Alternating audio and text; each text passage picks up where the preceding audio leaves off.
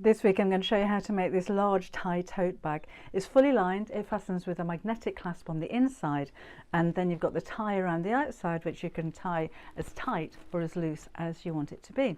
I've listed all of the materials and the cutting instructions in the description box underneath the video. You may need to click on show more to see all of the details there.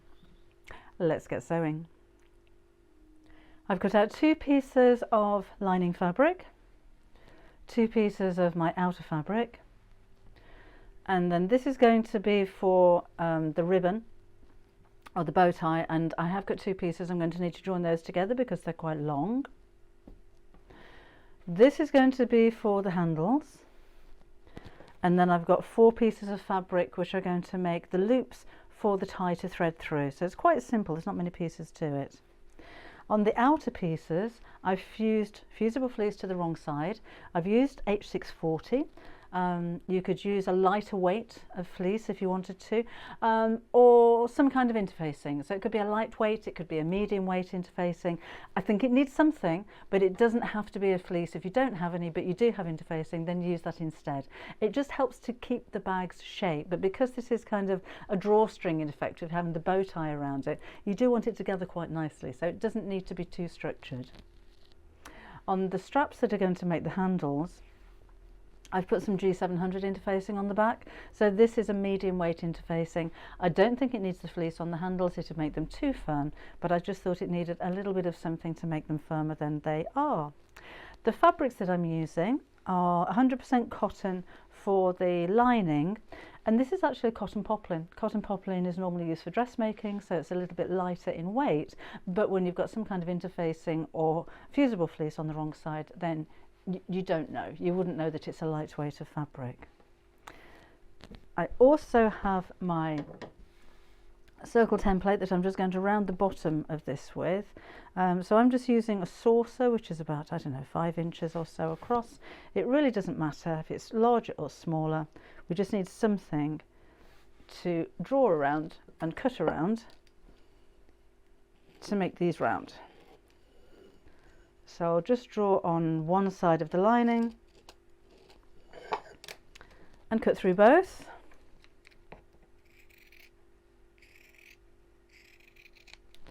And the same on this side.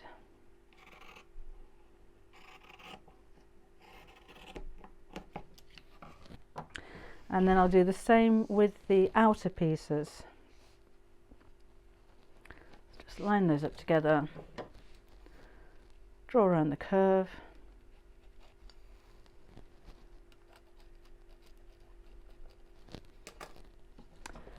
and cut.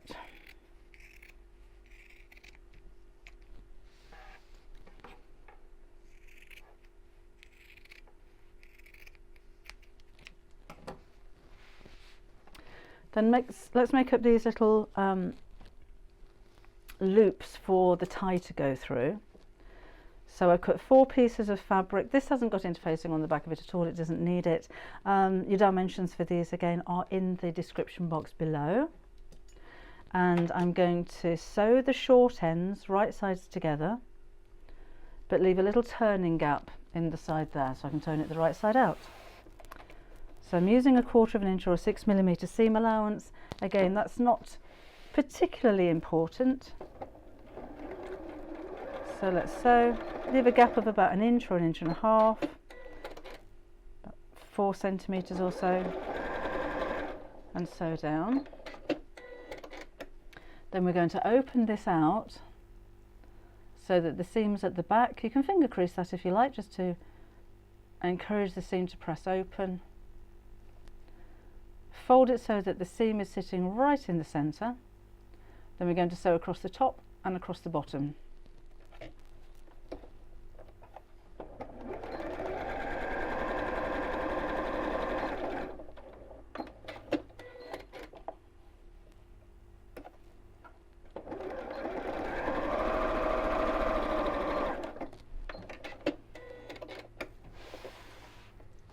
Let's snip across the corners,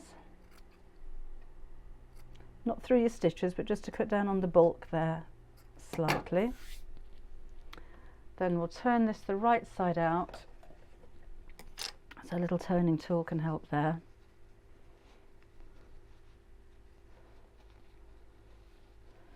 So just pull it through the gap.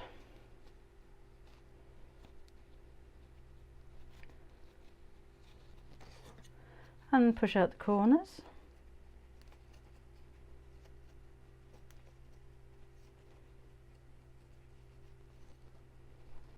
Pop a few hand stitches in there if you wanted to close that over, and then we'll just give this a quick press.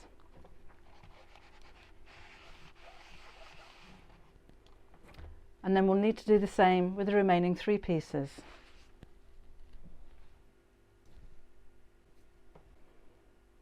Then we'll take the front and back pieces. We need 2 of these on each side, and I'm just going to measure 3 inches from the top and 3.5 inches from each side, and draw a line. I'm using a heat erasable pen. Remember, these can stain if you're not careful, so always do yourself a patch test. So 3 inches from the top, 3.5 inches from the side, so move that along a little bit from there.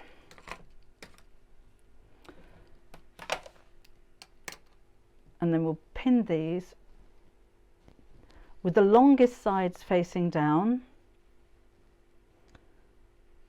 just underneath the line.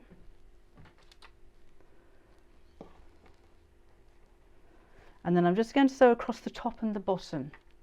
And when you do this, just remember to backstitch at each end to make that really nice and secure.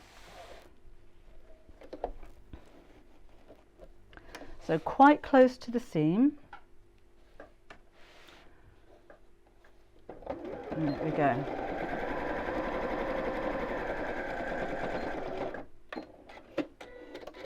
And sew across the bottom as well.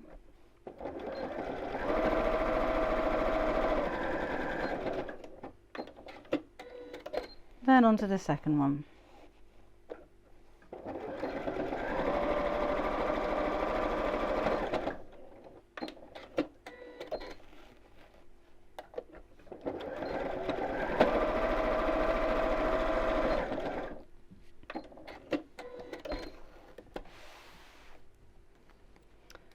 So out come the pins. Let's trim off these little loose threads. So that's where my ribbon's going to thread through. Let's do the same with the second side. Now before we put these 2 pieces together, we're going to put a magnetic snap onto the lining pieces. So with these, I've got both pieces together here, and I'm just going to fold in half to crease the center point, and then take the back of your magnetic snap. I'm going to measure 3.5 inches down from the top, so this will sit around about the same position as the ties on the outside. Place the back over the mark that you've just made and draw 2 lines. Then we're going to make 2 little holes here, and I'm just going to put a little bit of fabric onto the wrong side, so I'm just using a little bit of spray adhesive just to strengthen the part where the hole is going to be. Whoops, a little bit further down. Then take your quick unpick or a very sharp pair of scissors, and you're just going to make a tiny little hole over each one of those marks. Then take 1/2 of your magnetic snap, it doesn't matter which one. Come on, that's quite strong. There we go. And push the prongs through the 2 holes all the way through the backing fabric as well. And cut that down a little bit, actually, it doesn't need to be that big. And then put the back on and press the little prongs outwards. Then we'll do the same on the opposite side. So I've already got my crease here. I measured 3.5 inches down, a little piece of scrap fabric or a spare piece of interfacing if you have any, just on the back of where the hole's going to go. Let's draw the marks for the prongs to go through. 2 little tiny snips, make these small. You can always make a small hole bigger. If you make a big hole, you've got a big hole. And push the prongs through.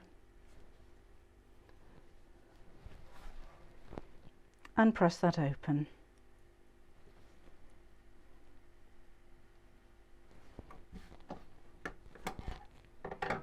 Next up we need to make the straps. So I've already cut these to size. Remember, all of your measurements are going to be in the description box down below.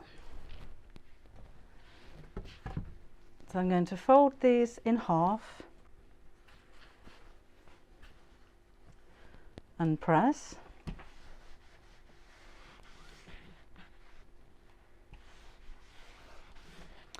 Then we'll fold the long sides to the centre and press again.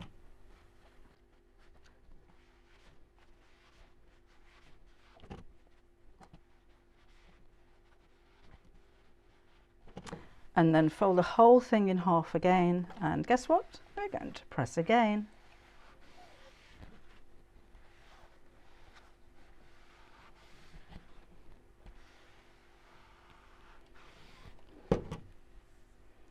And then do the same with the second piece.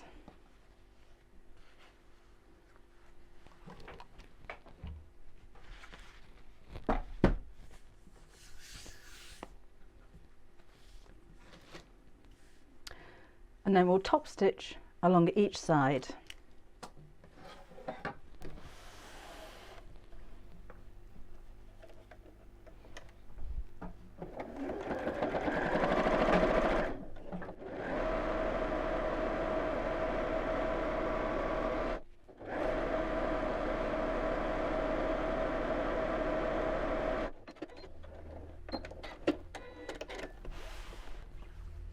I'm just going to trim the ends of these to make them neat because they seem to have shifted a little bit.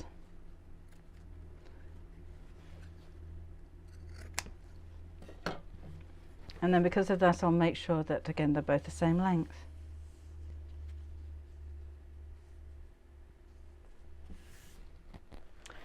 Then take the outer sections of your bag, and I'm going to sew these facing downwards over the centre of where these tabs are. So again, we'll have a couple of pins in here. Make sure the handle isn't twisted as you come back up again.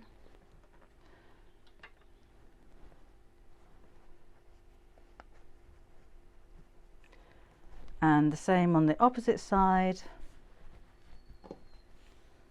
So facing downwards, and I'm just going to sew really close to the edge just to hold those in position while we construct the rest of the bag. So fold that around.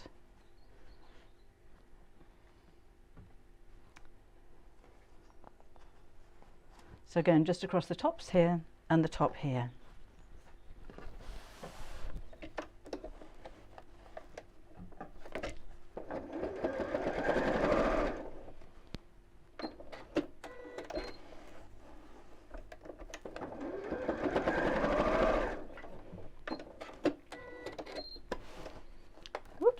Caught.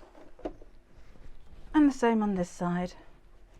So going quite close to the edge, this is just a holding stitch if you like, so I'm not manoeuvring around pins.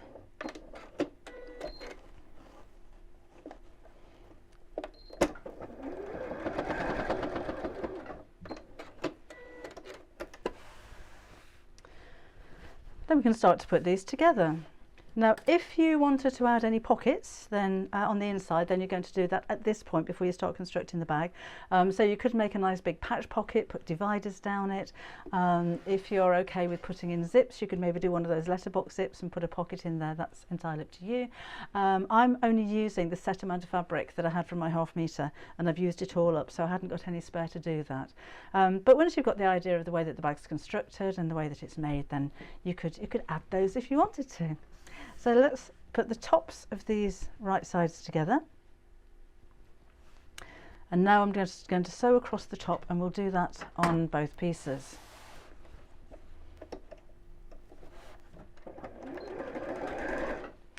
So you're going to end up with quite a big bag. So I'm thinking maybe not just for, you know, for work, for carrying files in or whatever you do, going away for the weekend, to the gym, a swim bag. You could also make a really good storage bag. So if maybe you're a knitter, plenty of room in here to keep all of, not just your yarn, but the projects that you're in the middle of as well. So it's nice to have a big roomy bag. So we do the same with the second side here. Never have enough bags, can you? So right sides together. Pin this if you wanted to, and then again we'll sew straight across the top.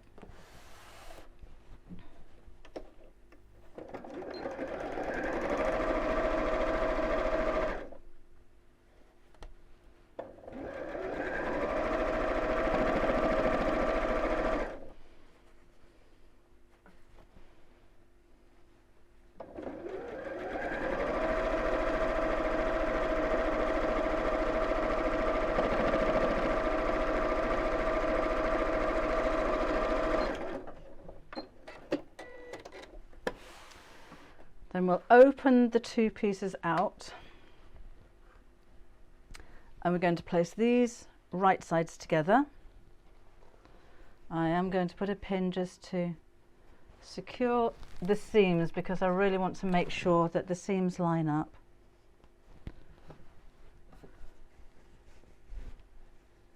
I'm not worried about which way the seams are facing or pressing them open or anything, because they're all going to go in the same direction when the bag's completed anyway, so it doesn't really matter.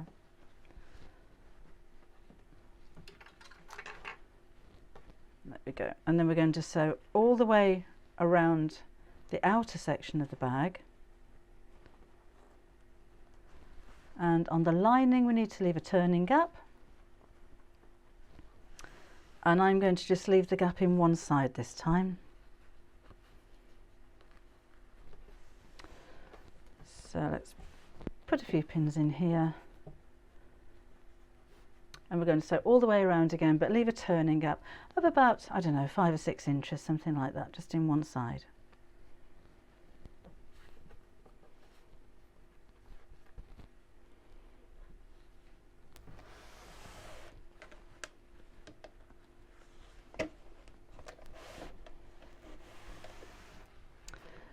I'm just going to trim around the curved sections of the outer part of the bag just to cut down on the bulk, and that'll help the seam to sit a little bit flatter.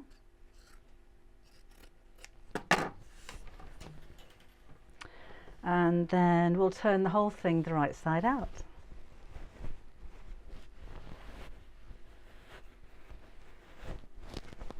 So let's just put my hand inside and push out the curved base. And then I have my turning gap that I need to sew closed. So just pull the sides of that apart and tuck the ends in, and then we'll sew straight across the top. I took those frayed edges in as well. So use the same colour thread if you want this to be a little bit more invisible, or of course you could hand sew this closed with a ladder stitch if you want to have a really professional finish. So maybe if you're gifting the bag or you're selling it, you may want to sew that closed by hand.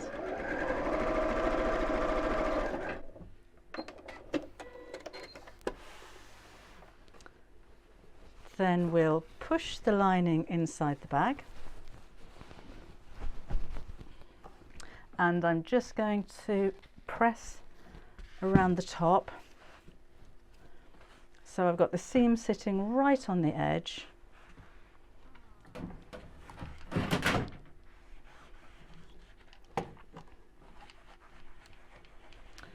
And then we'll top stitch that. And that'll give it a nice crisp finish, and of course help to keep the lining in place as well.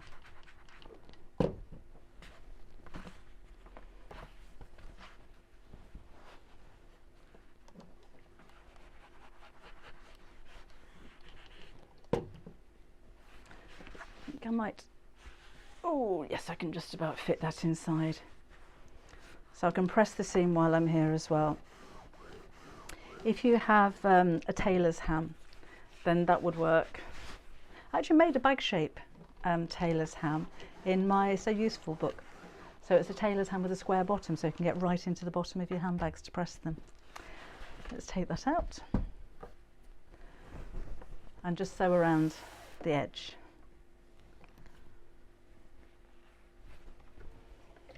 So you can use a free arm on your sewing machine if you prefer. Oops, just got my ruler in the way. There we go.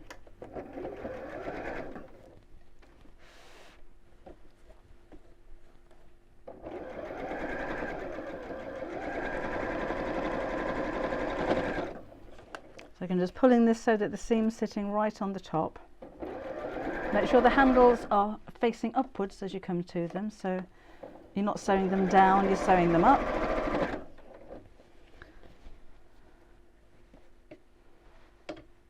There we go.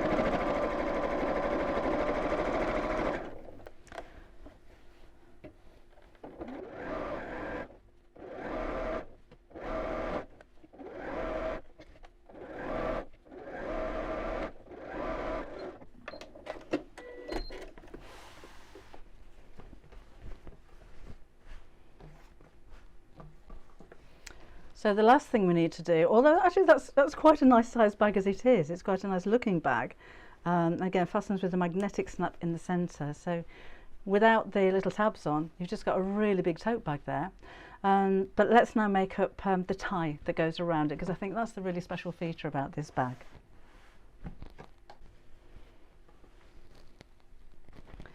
So I've got my 2 strips of fabric. I'm going to sew those together to make one long piece. And my fabric, I didn't have quite enough left to create this with one strip of fabric, so I'm going to have a join at the back, which is absolutely fine. I'm just going to finger press that open.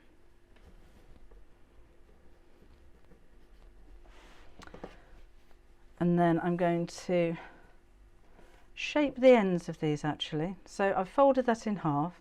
If you wanted to draw, that's fine, but I'm just going to snip off at a 45-degree angle and do the same on the other end as well, just making sure that it's in the same direction.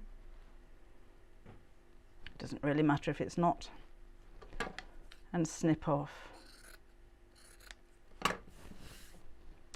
Then I'm going to sew right sides together, so making sure my seam's on the outside, and leave a turning gap as we sew.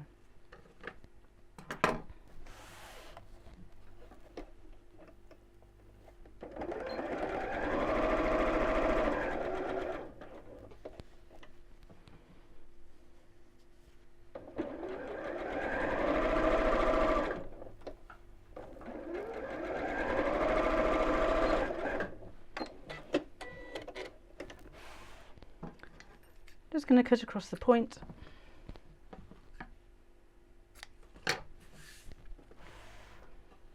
And then we'll turn the whole thing the right side out.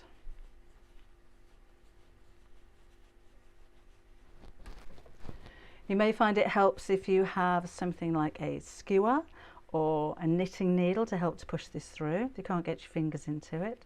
It's quite simple though, it's not too narrow to be too fiddly to do this. And with your turning gap, try and leave that somewhere in the centre, so you don't have one very long side to pull through and one very short side.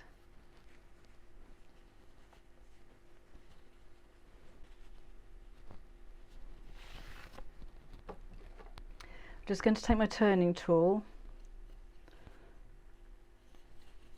and again a knitting needle would be ideal to do this, and I'm just going to push out the point here. The same in this side, and then I think we need to iron it.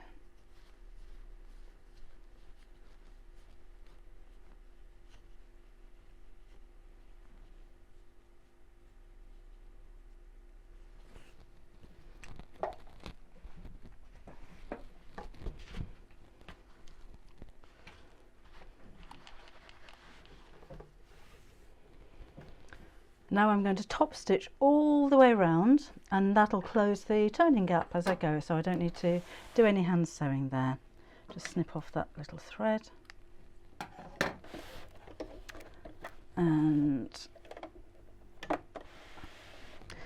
away we go.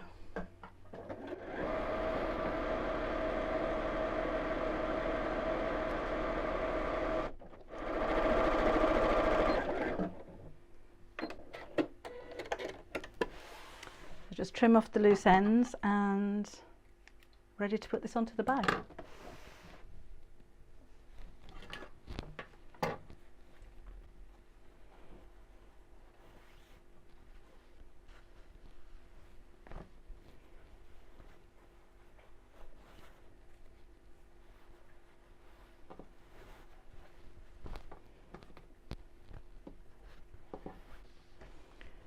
So keep the ends the same length, and then you can just tie it in a tie, which is actually quite secure. That'll hold in place. So you could tie that as tight as you wanted to around the top, but you remember you do have the magnetic snap there as well, so it is fastened. And if you have larger items that you want to carry in there, you can simply open it up a little bit. So you've got quite a versatile bag there as well, I think.